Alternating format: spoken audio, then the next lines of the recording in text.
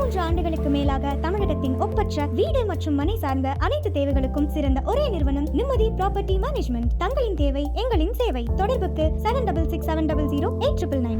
அருந்தமிழர்களுக்கு வணக்கம். பரபரப்பான அரசியல் சூழ்நிலை இன்னும் ஓய்ந்த பாடில்லை. தொடர்ச்சியாக தினசரி பல அரசியல் நிகழ்வுகள் நடந்து கொண்டே இருக்கின்றன. அதை பற்றிய சுவாரஸ்யமான தகவல்களோடு அண்ணன் சுரேஷ் அவர்களோட சந்திப்போம். அண்ணே வணக்கண்ணே.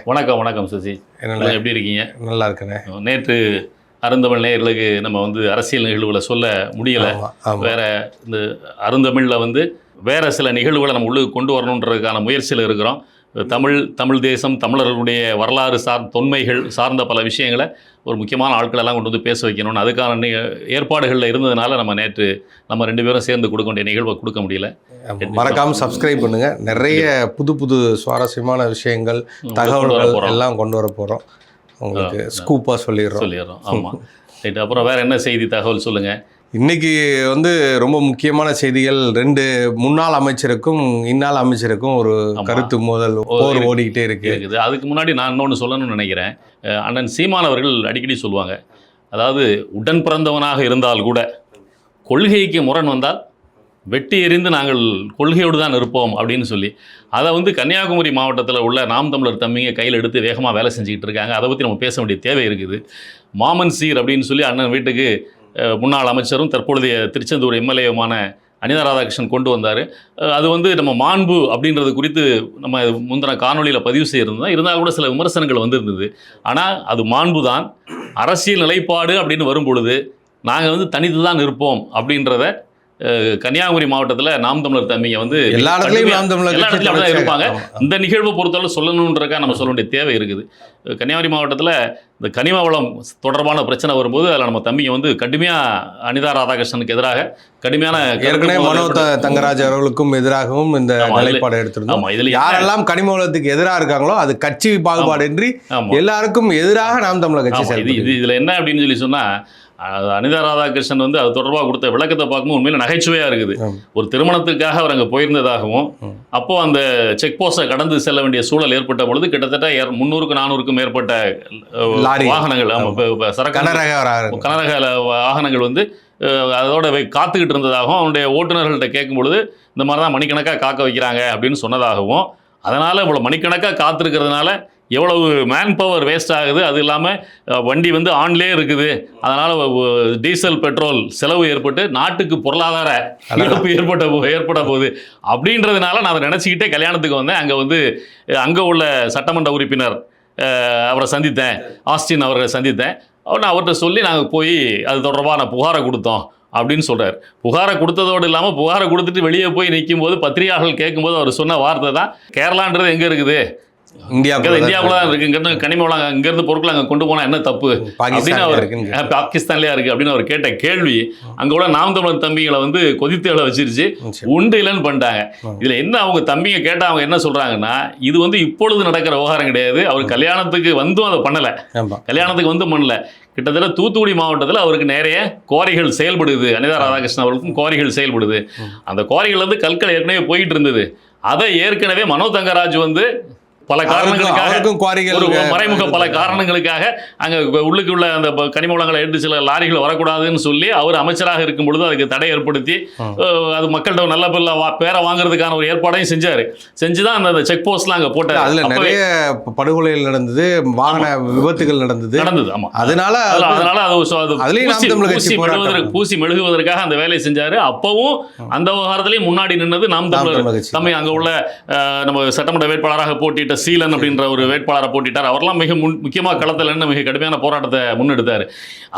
அதனால தான் அந்த வேலையை செஞ்சார். அப்போவே மனோ தங்கராஜுக்கும் அனிதா ராதாகிருஷ்ணனுக்கும் அது தொடர்பான மோதல் பெரிய அளவில் இருந்தது, அந்த தொடர்பாக இருந்தது. அந்த சூழ்நிலை தான் இப்போ அங்கே வரும்போது இவருடைய லாரிகள்லாம் பாதிக்கப்படுது, இவருடைய குவாரிலேருந்து வரக்கின்ற பொருட்கள்லாம் வெளியே போகிறது தடுக்கப்பட்டு நீண்ட நேரம் காத்திருக்க வைக்க வேண்டிய சூழல் ஏற்படுது அப்படின்ற ஒரு காரணத்தினால தான் அவர் ஆஸ்டின் அழைச்சிட்டு போனார். நாட்டுக்காகவோ சேவைக்காகவோ மக்களுக்காகவோலாம் செய்யலை. இந்த அரசியல்வாதிகள் எல்லாருமே தங்களுடைய சுயநலத்துக்காக தான் அழைச்சிட்டு போவாங்க. திமுக அதிமுக அரசியல்வாதிகள்லாம் அப்படி தான் இருப்பாங்க. அதனால தான் அவர் அழைச்சிட்டு போனார். அதை எடுத்து நாங்கள் போராடிக்கிட்டு இருக்கும்போது தான் அது தொடர்பாக இவர் நம்ம மனோவும் ஒரு கருத்தை தெரிவிக்க உடனே இவர் வந்து அதுக்கு பதில் சொல்லும் பொழுது மனோ வந்து மனக்குழப்பத்தில் இருக்கார், அவர் அப்படி தான் பேசுவார் அப்படின்னு சொன்னதுனால மனோ பதிலுக்கு இவங்க மேலே நான் மனக்குழப்பத்திலாம் இல்லை, இதில் என்னென்ன அதான் இன்டெரக்டாக சொல்லிட்டாரு, என்னென்ன அழுத்தங்கள் ஏற்கனவே அமைச்சராக இருக்கும்போதே இருந்ததுன்றதெல்லாம் அனிதா ராதாகிருஷ்ணனுக்கு தெரியும் அப்படின்னு சொல்றதனுடைய பின்னணியே அனிதா ராதாகிருஷ்ணனும் திமுகவை சார்ந்த பக்கத்தில் உள்ள முன்னாள் சபா நாயகராக இருந்த ஒருவரும் தான் அங்க உள்ள கனிம வளத்தெல்லாம் அடிச்சு பல குவாரிகள் இருக்குல்ல, பல குவாரிகள் நம்ம கட்சியை நம்ம எடுத்து பேசியிருக்காங்க, பல குவாரிகளை நிறுத்துறதுக்கான தடை வாங்கி கொடுத்துருக்காங்க. கேரளாவில் கடத்துறது எல்லாமே இவங்க தான், அதனால தான் அவங்களுக்கு இடையில அந்த மோதலே அப்படின்னு சொல்லி நம்ம தம்பிங்க சொல்றது இல்லாம இதுல என்னன்னா இப்போ நம்ம புதுசா பதவி பொறுப்பேற்று இருக்கிற கனிம வளத்துறை அமைச்சர் வந்து அந்த இடத்துல 24 இந்த இடத்துல 76 குவாரிகளை மூடிட்டோன்னு கதை விட்டுட்டு இருக்காருல்ல. இதுல வந்து பாத்தீங்கன்னா இவர் போய் அனிதா ராதாகிருஷ்ணனும் ஆசினும் போய் புகார் கொடுத்துட்டு வந்த கொஞ்ச நேரத்தில் அந்த செக் போஸ்ட்ல இருந்த ஒரு 3 பேரை சஸ்பெண்ட் பண்ணுது அரசு. அப்போ இதையும் முடிச்சு போட்டு பார்க்க வேண்டிய தேவை ஏற்படுது. இப்போ இங்கே என்ன அப்படின்னு சொன்னால் கனிம வளத்துறை அமைச்சர் TK பிரபுக்கும் இவங்களுக்கு இடையில ஒரு அண்டர்ஸ்டாண்டிங் ஏற்பட்டுருச்சு குவாரி உரிமையாளர்களுக்கெல்லாம். ஸோ இவருக்கு சும்மா மூடுறேன் அப்படின்ற பேரில் ஏற்கனவே லைசன்ஸ் முடிஞ்சு காலாவதியாகி மூடி இருக்கிற குவாரிகள் இருக்கு இல்லையா, அதனுடைய எண்ணிக்கையெல்லாம் இதில் சேர்த்து சொல்லிட்டு சும்மா அவர் வந்து பேருக்கு ஆய்வு செய்கிறேன் அப்படின்னு சொல்லிட்டு ஒரு அண்டர்ஸ்டாண்டிங்கில் கட்டிங்க கூட்டுறதுக்கான வேலையை கீழே செஞ்சுக்கிட்டு இருக்கிறாரு. இல்லை அப்படித்தானே எனக்கு தெரியுது. ஏன்னா ஏன் சொல்கிறேன்னா நீங்கள் வந்து 67 இடத்த மூடிட்டீங்க, ஏற்கனவே ஒரு 40 மூடி இருக்கும் அப்படின்னா அதோட பட்டியலை வெளிப்படையாக டிரான்ஸ்பரண்டாக வெளியிடுங்க. இதனால் நான் இதுக்கெல்லாம் வந்து நான் தடை வைத்திருக்கேன், இத்தனை கியூபிக் சென்டிமீட்டர் அளவுக்கு இத்தனை ஆழத்துக்கு உத்தரவை தாண்டி அவங்க பண்ணியிருக்காங்க, இந்த முதலாளி மீது இந்த FIR போடப்பட்டுள்ளது, இவர்கள் மீது இத்தனை வழக்குகள் போடப்பட்டுள்ளது, இவர்களுக்கு இவ்வளவு தண்டனை இல்ல என்ன சொல்றது என்ன நீ குவாரியை மூடும் பொழுது ஒன்று லைசன்ஸ் முடிஞ்சிருச்சு, லைசன்ஸ் முடிஞ்சு எடுத்துக்கிட்டு இருந்தாங்க, அந்த காரணத்துக்காக இத்தனை குவாரிகள் மூடப்பட்டிருக்குது. அந்த குவாரிகளுடைய முதலாளிகள் நின்னாரு, முதலாளி கூட தேவையில்லை, என்னென்ன பேர்ல லைசன்ஸ் கொடுக்கப்பட்டிருந்தது மூடப்பட்டிருக்கு, இந்த இடத்துல அனுமதிக்கப்பட்ட அளவை விட அதிகமாக எடுத்திருக்கிறாங்க, அதனால அதுக்காக வச்சு மூடி இருக்கிறோம் அப்படின்னு சொல்லி அப்படியே அனுமதிக்கப்பட்ட அளவை விட அதிகமாக எடுத்திருந்தால் அதுக்காக வழக்கு பதிவு செய்யப்பட்டிருக்கிறது, அரசின் சார்பில் புகார் கொடுக்கப்பட்டிருக்கிறது அப்படின்றதெல்லாம் சொல்லணும்ல. இது எதையுமே சொல்லாம பொத்தாம் பொதுவா நான் 73 குவாரியை மூடிட்டேன் 68 குவாரியை மூடிட்டேன்னு சும்மா மொட்டையா சொல்லிட்டு போறதுல எந்த பலனும் இல்ல. அதுக்கு பின்னாடி பல வேலைகள்லாம் இருக்குங்கிற மாதிரி தான் இப்ப ஆமா பாருங்க, இவங்க எதிர்கட்சி இவங்க வந்து தீய சக்தி திமுகன்னு சொல்லி இவங்க தோக்கடிச்சவங்க, அங்க இவங்களை மீறி வெற்றி பெற்று வந்திருக்காரு திருச்செந்தூர்ல அந்த MLA ஆசின். இவங்க 2 பேரும் ஒரு புகார் கொடுக்குறாங்க, புகார் கொடுத்த அடுத்த நொடியே அங்க செக் போஸ்ட்ல இருந்த 3 பேர் பணியிடை நீக்கம் செய்யப்படுகிறார்கள் அப்படின்னா என்ன அர்த்தம்? அப்போ தாவேகாவும் திமுகவும் வெளியே தீய சக்தி தூய சக்தின்னு மோதிக்கிறாங்களே தவிர உள்ளுக்குள்ள அண்டர்ஸ்டாண்டிங்கில் ஓடிக்கிட்டு இருக்கிறாங்க. நட்பு சக்தியாக இருக்க கீழே சம்பாதிக்கிற விஷயத்தில் நட்பு சக்தியாக தான் இவங்க செயல்பட்டுக்கிட்டு இருக்காங்கன்றதான தெரிய வருது. அப்போ இதை நம்ம வந்து எல்லாம் ரொம்ப உற்று நோக்க வேண்டிய தேவை இருக்குது. இதுக்கிடையில் அனிதா ராதாகிருஷ்ணன் அதில் மட்டும் பேசாமல் இங்கே அதில் அண்டர்ஸ்டாண்டிங் இருக்குன்னு யாராவது சொல்லிடக்கூடாதுன்றதுக்காக அதை மடைமாற்றுவதற்காக அவர் என்ன செய்கிறாரு, திருச்செந்தூரில் போய் இவர் அறநிலையத்துறை அமைச்சர் போய் ரமேஷ் போய் பண்ணுறாரு இல்லையா, ஆய்வு நடத்துகிறாரு. அதில் யார் பணத்தை வாங்கினாங்க, அவரே வந்து ஜிபேயில் பணத்தை அனுப்புனேன்னு சொல்கிறாரு. எல்லாரும் சொல்லுவாங்கல்ல ரொம்ப யோக்கியமானுங்க, அறநிலையத்துறையில் தப்பு செய்கிறது எல்லாமே அதிகாரிகள் தான், ஐயருங்க ஒன்று எல்லாம் சுத்தமானவங்க, அதனால கோயிலையும் அறநிலையத்துறையும் அவங்ககிட்ட இருந்து பிடிங்கி இவங்ககிட்டே கொடுத்துருங்கன்னு ஒரு குரூப் தமிழ்நாட்டில் கொஞ்ச நாளாக புலம்பிக்கிட்டு இப்போ ஒன்றும் இல்லாமல் உதகமண்டலத்தில் ஒத்த சீட்டை வாங்கிட்டு நின்றுட்டு இருக்காங்கல்ல, அவங்களுக்கு பதில் சொல்கிற மாதிரி யார் வாங்கியிருக்கா 4000 ரூபா, நீங்கள் டாஸ்மார்க்கில் 10 ரூபா வாங்குறவனா அரெஸ்ட் பண்ணி உள்ளுக்கு போடுறீங்க, சஸ்பெண்ட் பண்ணுறாங்க, வேலையிலேருந்து சஸ்பெண்ட் பண்ணுறாங்க. கடைசியில் பார்த்தா அந்த 10 ரூபா யாருக்கு போச்சுன்னு கேட்டுட்டு இருந்த 10 ரூபா கூட நேரடியாக சொல்லியிருக்காங்க, எங்களோட அது ஏத்துக்கூலி பாட்டில் இறக்குறதுக்காக பாட்டில் திரும்ப வாங்குற பாட்டில் வைக்கிறதுக்கான ஒரு அறை தேவைப்படுது, ஏத்துக்கூலி அதில் ஏதாவது பொருட்கள் உடஞ்சிச்சுன்னா அதை காம்பன்சேட் பண்ணுறதுக்கு அரசு எதுவும் தரலன்னு அவங்க தொழிற்சங்கம் சார்பாக சொல்றாங்க. அதை இன்னைக்கு பேசுகின்ற கட்சி தாவேகா கட்சிக்காரங்க ஏற்கனவே இப்போ எங்க பேசினாங்க, இல்ல அதனுடைய தலைவர் வந்து முதல்வர் வந்து பாட்டு பாடினார்ல 10 ரூபா விவகாரத்துக்கு 10 ரூபான்னு.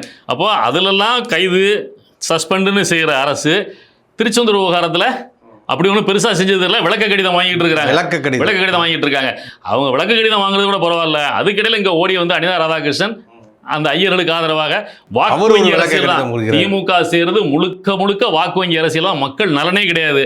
தப்பு செஞ்சவனா இருந்தா கூட அவனுக்கு ஒரு 1000 ஓட்டு இருக்குன்னா அவனை ஏன் ஆளுன்னு கூட்டிக்கிறதுக்கு அங்கே ஒரு அரசியலை செய்கிறது, அந்த வேலையை அனிதா ராதாகிருஷ்ணன் அங்கே செஞ்சுக்கிட்டு இருக்கிறாரு. அதுக்கு அந்த அமைச்சர் பதில் கொடுக்குறாரு. பார்ப்போம் அமைச்சரும் இல்லை பதில் வந்து ரொம்ப காட்டமாக 2 பேருக்கும் மாறி மாறி போயிட்டே இருக்குல்ல. இல்லை அதனுடைய காரணம் தான் வெளிப்படையாக என்ன பேசுகிறாங்கன்னா, கனிம வள கொள்ளையில் உள்ளுக்கு அண்டர் கிரவுண்டில் இருக்கிறதுனால நாங்கள் தாவேகா கூட சண்டை போடுறோம்னு காட்டிக்கிறதுக்காக தான் அந்த ட்ராமா நடந்துகிட்டு இருக்குது அப்படின்றது தான் அங்கே சொல்லப்படுகின்ற விவகாரமாக இருக்கிறது அப்படின்றத நம்ம சொல்ல வேண்டிய தேவை இருக்குன்னு சொல்கிறேங்க நான். அதுக்கு அடுத்து என்னன்னு சொல்லி பார்த்தீங்கன்னா, ஆளுநரிடமிருந்து அக்ரி கிருஷ்ணமூர்த்தி போய் இன்னைக்கு மனு கொடுத்துருக்கிறாரு. அந்த தாவேகாலிருந்து ஹாஸ்டேடிங் எங்கள் ஆட்களை விலை கொடுத்து வாங்குகிறார்கள், இது குறித்து விசாரணை நடத்தணும் அப்படின்னு சொல்லி கொடுத்துருக்கிறாரு. ஸோ இவ்வளோ நாள் போகலாமா வேணாமா, குதிரை எந்த பக்கம் வரும், நம்ம பக்கத்தே அந்த குதிரை வந்துருமா, வர வைக்கிறதுக்கு ஏதாவது அந்த விஜய் சொல்லுவார்ல ஜல்லிக்கட்டுக்கு புல்லுக்கட்டு கொடுத்த மாதிரி இவங்க ஏதாவது ஒரு கட்டை கொடுத்து கூப்பிட்டுலாமான்னு நினச்சி பார்த்தாங்க. குதிரை வர்ற மாதிரியும் தெரியல, குதிரை அந்த பக்கம் போகுதான்னு தெரியல. அந்த சிக்கல்ல இப்போ நேரம் ஆளுநர்கிட்டே போயிட்டாங்களா? ஆளுநர்கிட்டே சபாநாயகர்கிட்ட போயிட்டு இருந்தவங்க படை வந்து சபாநாயகர்கிட்ட எல்லாம் முடிஞ்சு போச்சு. சபாநாயகர் கையில் தான் பிடி இருக்குது. பதவி நீக்கம் செய்யறதா வேண்டாமான்றதை இன்னும் சொல்லாமல் அமைதியாக இருக்கார் அது குறித்து. அதனால ஒரு வழி இல்லாமல் இவங்க நேரம் ஆளுநரை போய் முறையிட்டு இருக்காங்க. அதே சமயத்தில் பத்திரிகையாளர்கள் சந்தித்த லீமா ரோஸ் அம்மா வந்து இந்த மாதிரி இங்கேருந்து எம்எல்ஏக்கள் பதவியை ராஜினாமா பண்ணிட்டு அங்கே போனதுக்கு பின்னணியில் நானே இல்லை, எங்கள் அப்பன் குதலுக்குள்ளே இல்லை, நான் இன்னும் அதிமுகவில் தான் இருக்கிறேன் அப்படின்னு சொல்லிட்டு இருக்காங்க. இந்த சமாச்சாரம் அதிமுக அப்படி போயிட்டு இருக்குது. மொத்தத்தில் பார்த்தா அதிமுகலேருந்து கொத்து கொத்தாக தாவேகாவை நோக்கி போயிட்டு இருக்காங்களா? போயிட்டு தான் இருக்கிறாங்க. சி சண்முகம் விஜயபாஸ்கர் இன்னும் வந்து ஒரு இன்னைக்கு சிவி சண்முகம் வந்து நேற்றே வந்து கட்சியை பூட்டி மாவட்ட சாவியை ஒப்படைச்சிட்டாருன்னு சொல்றாங்க. அவர் விரக்தியின் விளிம்புக்கே போயிட்டாரு, வேண்டாண்டா அரசியலே வேண்டாண்டான்னு முடிவெடுக்க போறாருன்னு சொல்றாங்க ஒரு பக்கம். இன்னொரு பக்கம் என்ன சொல்றாங்க, அப்படிதான் பேசிட்டு இருப்பாரு, ஆனால் கடைசி நேரத்தில் திமுகவுக்கு போகிறதுக்கு வாய்ப்பு இருக்குது அப்படின்னு சொல்கிறாங்க விஜயபாஸ்கரும் சிவி சண்முகம். ஏன்னா அங்கே வந்து விழுப்புரத்தில் வந்து இது திமுக வந்து பழைய முன்னாள் அமைச்சர் பொன்முடியினால் கொஞ்சம் பின்னடைவை சந்தித்ததுனால அங்கே அதை சரி கட்டுறதுக்கு நமக்கு ஆள் தேவைன்னு திமுக விரும்புறதுனால அவர் திமுகவுக்கு போகிறதுக்கான வாய்ப்பு இருக்குது அப்படின்னும் சொல்கிறாங்க. இது ஒரு பக்கம் போயிட்டு இருக்கு. பட் அதிமுக கதைகள் இப்படி போயிட்டு இருக்கு. இந்த அதிமுக கதையை வச்சு இன்னொருத்தர் வராரு, நீங்க கேள்விப்பட்டிருப்பீங்க. நம்ம ஏற்கனவே ஆளே காணாம திருப்பி ரிட்டர்ன் மலை ரிட்டர்ன் நேபாளில் இருக்கிறாரு, நேபாளில இருந்து வர போறாரு. நம்ம வந்து கிட்டத்தட்ட ஒரு 4-5 தினங்களுக்கு ஒரு வாரத்துக்கு முன்னதாக சொன்னோம் அண்ணாமலை தனியாக கட்சி ஆரம்பிக்கிறதுக்கான வாய்ப்பு இருக்குது அப்படின்னு சொல்லி சொல்லுவாங்க. ஸ்கூப் நியூஸ் போட ஆரம்பிச்சாங்க, ரீல்ஸ் போட. பட் இன்னைக்கு வந்து ஆல்மோஸ்ட் எல்லா பத்திரிகைகளும் அதை வந்து இப்போ எழுத ஆரம்பிச்சிட்டாங்க அண்ணாமலையை. ஏன்னா அண்ணாமலை என்ன நினைக்கிறாரு அப்படின்னா, அதிமுக சாயம் இல்லாம வரணும்னு நினைக்கிறாரு. இன்னொன்று வந்து அதிமுக வந்து தாவேகாட்ட கொஞ்சம் கொஞ்சமாக கரைஞ்சிக்கிட்டு இருக்குது. நம்ம தாமதிச்சோம்னு சொன்னா முழுமையா தாவேகால போய் அதிமுக கரைஞ்சிருச்சுன்னா அப்புறம் நம்ம வந்து பலன் இல்லாமல் போயிடும். இப்பவே உள்ளுக்கு களத்துல குதிச்சிட்டோம்னு சொன்னா குறைந்தபட்சம் கொங்கு பெல்ட்டில் உள்ள ஏரியாவையாவது நம்ம பக்கம் திருப்பிக்க முடியும். கடையை போட்டு இளநிய நம்ம கட்டி இழுப்போம் நம்ம பக்கம் திருப்பிக்க முடியும் அப்படின்னு அவரு நினைக்கிறாரு. இது மேலிடத்தின் ஆசையோடு அவரு தனியாக தான் கட்சி ஆரம்பிப்பார் அப்படின்னு சொல்றாங்க. ஏன்னா இது எடப்பாடியால தான் வந்து பொறுப்புலேருந்து வீழ்த்தப்பட்டோமோ அந்த இடத்துலயே போய் உட்கார்ந்தா சரியா இருக்காது. நம்ம தனி கடையை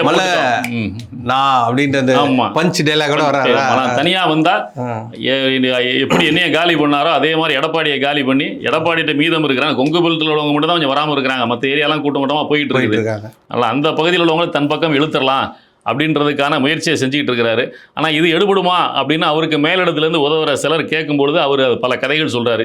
என்ன அப்படின்னு சொல்லி சொன்னால், இங்கே வந்து பேசாத முதல்வர் இருக்கிறாரு, நான் பேசுகிற ஆள் புள்ளி உரத்தோட, இன்னொரு பேசுகிற ஆள் தமிழ்நாட்டில் இருக்கிறாரு, அவரையும் கொஞ்சம் சரி பண்ணி சேர்த்து நாங்கள் 2 பேரும் சேர்ந்து நின்னா அது வந்து திமுகவையும் வீழ்த்தி தாவேகாவுக்கு எதிரான ஒரு வலிமையான சக்தியாக உயர முடியும் அப்படின்னு சொல்லி அண்ணாமலை கணக்கு போடுறதா அவருக்கு நெருங்கின வட்டாரத்தில் சொல்றாங்க. அது சரி, அது யாருன்றது ஆமா. என்னன்னா எல்லாம் இன்னைக்கு உள்ள நிலைமையில கடுகு என்ன சொல்லுவாங்களே, கடுகு சிறுத்தாலும் காரம் குறையாதுன்ற ஒரு பழமொழி இருக்குல்ல, அதுக்கு ஏற்ற மாதிரி இந்த சட்டமன்ற தேர்தலில் வாக்கு வங்கியில 8% 4% மாறினால் கூட நாம் தமிழர் கட்சிக்கும் அண்ணன் சீமான் அவர்களுக்கும் உள்ள மார்க்கெட்டு குறையல அரசியல் களத்தில் அப்படின்றது தான் காட்டுது. ஒரு பக்கம் இன்னொரு அணி தான் பக்கம் இழுக்கலாமா அப்படின்னு முயற்சி செய்கிற வேளையில் அண்ணாமலை என்ன நினைக்கிறாருன்னா, சீமான் அப்படின்றவருக்கு இங்கே ஒரு பெரிய இமேஜ் இருக்குது தமிழ்நாட்டில் இளைஞர்கள்ட்ட. ஸோ தாவேகாவுக்கு எதிரான இளைஞர் கூட்டம் ஒரு பக்கம் இருக்குன்னா அது இப்போ சீமான்ட்ட இருக்குது. நானும் வந்தேன்னா அது 2 பேரும் சேர்ந்து வேலை செஞ்சால் நல்லாயிருக்கும். நான் வந்து பிஜேபின்ற முகமுடியோடு வந்தேன் அப்படின்னு சொல்லி சொன்னால் அதை வந்து சீமான் ஏற்றுக்க மாட்டாங்க அதை. அதனால நான் வந்து தமிழர் சார்ந்த அப்படின்ற ஒரு நிலைப்பாடு எடுத்தேன். அதனுடைய முதல் கட்டமாக தான் நேற்று பார்த்தீங்கன்னா இந்த 3ஆம் மொழியை இந்த ஆண்டுல இருந்தே கொண்டு வரணும் அப்படின்னு சொல்லி மும்மொழி கொள்கையில் சிபிஎஸ்இ அந்த அறிக்கை வெளியிட்ட உடனே அதுக்கு எதிராட்டு ஒரு அறிக்கை வெளியிட்டார், குரல் கொடுத்தார். இந்த வருடம்ன்றது தவறு அப்படின்னு சொல்லி. அதனால தமிழர் நலன் சார்ந்த விஷயங்கள்ல புதிய மாற்று சக்தியா ஒரு அரசியல் கட்சியா உருவாகி அதற்கு தலைமையேற்று அண்ணாமலை தமிழர்ன்ற நலன் சார்ந்த ஒரு கட்சி அண்ணாமலை ஆரம்பிக்க போறாரு. ஆரம்பித்து தமிழ்நாட்டில் பரவலாக கொண்டு வர போகிறாரு. அவருக்கு தெரியும், உங்களுக்கு அவருடைய அரசியல் வந்து கையில் நிறைய காசு வச்சிருக்கிறாரு, வேகமாக அரசியல் செய்வார், பரபரப்பான அரசியல் செய்வார். அப்படிப்பட்ட அரசியல் செய்கின்ற பொழுது அண்ணன் சீமான் அவர்களும் என்டிகே நாம் தமிழர் கட்சியும் அவரோட கைகோர்த்தால் உறுதியாக வந்து விஜய்க்கு எதிரான ஒரு அமைப்பாக அந்த இயக்கம் தான், அந்த அமைப்பு தான், கூட்டணி தான் திகழ முடியும் அப்படின்னு அண்ணாமலை உறுதியாக நம்புறதாட்ட உறுதியாக நம்புறாங்க. நம்ம வந்து பின்னாடி நம்ம என்னன்னு பேசிக்கலாம், அதனால நம்ம 2 பேரும் சேர்ந்து விஜயை சாய்க்கிறது எளிதாக இருக்கும். திமுக வந்து ஏற்கனவே ஆட்சியில் இருந்து ஊழல் செய்து மக்கள்கிட்ட அம்பலப்பட்ட கட்சி, அதனால் அது திரும்ப எழுந்து வர்றதுக்கு வாய்ப்பு இருக்கா அப்படின்னா அது ரொம்ப சிரமம். அதிமுக முடிஞ்சு போச்சு, அதனால் இதை நோக்கி நகரலாம் அப்படின்னு சொல்லி அவர் நினைக்கிறதாகவும், அதுக்காக தன்னுடைய ஃபீலர்ஸ் அவங்கள மெதுவாக நாம் தமிழர் பக்கம் தூது விட்டு பார்ப்பதாகவும் தகவல் வருது. அது என்டிகே 2.0 ஸ்டார்ட் ஆயிடுச்சுன்னு நம்ம வந்து தொடக்க அடுத்தடுத்த கட்டத்தை நோக்கி நகர்ந்து கொண்டு இருக்கிறது. நாம் தமிழர் கட்சி புதிய பாய்ச்சலாக தொடங்கிட்டது. அண்ணன் சீமான் அவர்கள் அந்த மே 18 அன்றைக்கு பேருரையாற்றுன்னு சொல்லிட்டாங்க. பெரிய ஒரு மாற்றத்தை நீங்க உங்களுக்கு கூட தெரியும். அடுத்த கட்டமாக அந்த உறுப்பினர் சேர்க்கை, புதிய உறுப்பினர்கள் புதுப்பித்தல் அப்படின்னு உள்ளாட்சி தேர்தலை நோக்கி வேகமா காய் நகர்த்தணும்னு. ஏன்னா உள்ளாட்சி தேர்தலாம் மக்களை நெருங்குவதற்கான அடிப்படை அப்படின்றதுனால இந்த மாதிரி உள்ளாட்சி தேர்தலில் மிக வலிமையா கால் பதிக்கணும்னு சொல்லி இருக்கிறாரு. இப்படிப்பட்ட சூழ்நிலையில அண்ணாமலை எல்லா இடத்துலையும் நாம் தமிழர் பற்றிய பேச்சு பொருள் வந்து தொடங்கிருச்சு, பேச ஆரம்பிச்சிருக்காங்க. அதுதான் நீங்க டிவிகே கூட்டணி, அது டிவிகே ஒரு பக்கம் அது அதிமுக சுரண்டிட்டு இருக்கு, இன்னொரு பக்கம் திமுக நினைச்சிட்டு இருக்கிறாங்க. ஆனால் அது திமுகவை சைட்லைன் பண்ணி அதை ஓரங்கட்டி இன்னொரு மிகப்பெரிய அணி இங்கே உருவாகிறதுக்கான வாய்ப்புகள் இருக்குது. அதில் மாற்றுக்கிறதே கிடையாது. அதில் நாம் தமிழனுடைய ரோல் மிகப்பெரிய ரோலாக இருக்கும் அப்படின்னு சொல்லி அரசியல் வட்டாரத்தில் எல்லாருமே பேசிகிட்டு இருக்காங்க. அதை எப்படி அண்ணன் பயன்படுத்தி கொள்ள போகிறார் அப்படின்றது தெரியல. அவர் வழிகாட்டுதல் படி நாம் தமிழர் கட்சி அதற்கான முன்னெடுப்பில் கொண்டு போகும். ஜூன் 1ஆம் தேதியிலிருந்து அதுக்கான வேலையை, கட்சியை வலுப்படுத்துவதற்கான வேலையை வேகமாக அண்ணன் செய்ய போகிறதாகவும் தகவல் வந்துக்கிட்டு இருக்குது. இதான் நிலைமை. இது இப்படி போய்கிட்டு இருக்கும்பொழுது, இது இப்படி போய்கிட்டே இருக்கும்போது இன்னொரு முக்கியமான விஷயத்தை பேச வேண்டியிருக்குது. நம்ம 2-3 தினங்களுக்கு முன்னதாக அருண் ஐபிஎஸ், சென்னை மாநகர முன்னாள் கமிஷனர், இவரை வந்து உயர்நீதிமன்றத்தில் வர சொல்லியிருக்காங்க அப்படின்னு சொல்லி சொன்னோம். இதில் 2 பத்திரிகையாளர்களை மையப்படுத்தி ஒரு விளையாட்டு நடந்துகிட்டு இருக்கு. ஒருவர் இவருக்கு எதிராக பேசுவதும், இன்னொருவர் இவருக்கு ஆதரவாக, இவரை எதிர்த்து பேசுவரை எதிர்த்து நினைக்கிறேன் பிரகாஷ் பேசுகிறதாகவும் தகவல் போயிட்டு இருக்குது. இதில் ஏதோ நெஞ்சை நிமித்தி நான் போனதாட்டு அருண் சொல்லிட்டு இருந்தார். ஆனால் இன்றைக்கி வந்து உத்தரவு வந்திருக்குது. உத்தரவில் வந்து உயர்நீதிமன்றம் வந்து அவருக்கு மிக கடுமையான கண்டனங்களை தெரிவிச்சிருக்குது. அந்த பில்டர் ஆமாம் கைது செஞ்சது. இதுக்கு பின்னணியில் முழுக்க திமுக தான் இருக்குது அப்படின்றது நேரடியாக சொல்லாமல் அந்த உத்தரவு சொல்லியிருக்கு. குண்டாஸ் போட்டது. நீங்கள் ஒரு பில்டர், ஒரு சிவில் டிஸ்பியூட்டில் ஒருத்தரை எப்படி குண்டாஸில் போட முடியும்? குண்டாஸ்ன்னு போட்டதுன்னு ஒரு குற்றம் நடைபெறாமல் தமிழ்நாட்டில் ஒரு இடத்துல சட்டம் ஒழுங்கு, பொது அமைதி கெட்டு போகாமல் முன்னெச்சரிக்கையாக தடுப்பதற்கு தான் ப்ரிவென்டிவ் அரெஸ்ட் தான் அந்த குண்டாஸ்ன்றது. முன்னாடி எந்த வழக்கம் இல்லைனா கூட உள்ளுக்கு வச்சிருக்கணும் அப்படின்றது தான்.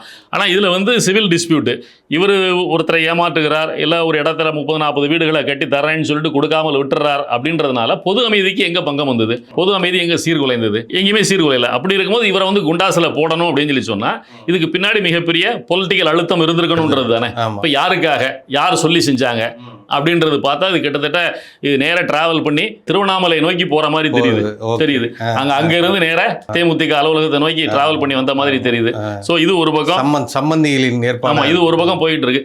இப்படிப்பட்ட சூழ்நிலையிலும் அருணை வந்து லஞ்ச ஒழிப்புத்துறை இயக்குநராக வைத்திருக்கணுமா அப்படின்ற இது போயிட்டு இருக்கு. இது பெரிய சர்ச்சை ஓடிட்டு இருக்கு எல்லா இடத்துலையுமே. இவர் வந்து போட்டதுல வந்து எந்த இடத்துலையும் யாருக்கும் வந்து என்ன சொல்றது, ஒரு பாசிட்டிவ் சைன் எங்கேயுமே இல்லை. அதையும் மீறி அப்போ விஜய் சொன்னது தப்பு தானே. நான் ஒரே பவர் சென்டர் நான் தான் அப்படின்னு சொன்னது இப்போ அவருடைய பவர் சென்டரை மீறி அங்கே செயல்படுதுன்றானே. இப்போ பாருங்கள், அடுத்த அழுத்தம் ஆளுங்கட்சிக்கு வர ஆரம்பிச்சிருச்சு. இப்போ கோட்டூர்புரத்தில் போராட்டம் நடத்திட்டு இருக்காங்க.